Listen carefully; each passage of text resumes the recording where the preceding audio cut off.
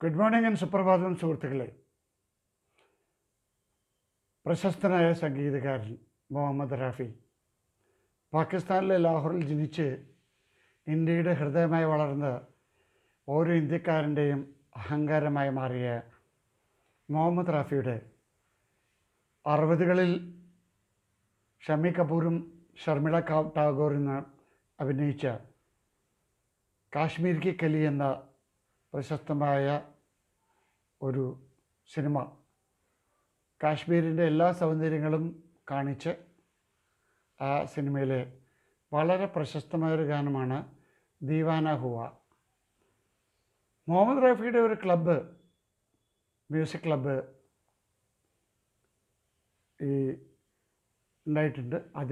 അതിലത്തെ ഒരു പാട്ടുകാരത്തി കൂടെ ഈ ഗാനം ഞാൻ അവതരിപ്പിക്കാൻ ശ്രമിക്കുകയാണ്. നിങ്ങളുടെ വിലയേറിയ അഭിപ്രായങ്ങൾ എന്നെ അറിയിക്കുക. Signing off Satheesh പുത്തൻമടത്തിൽ.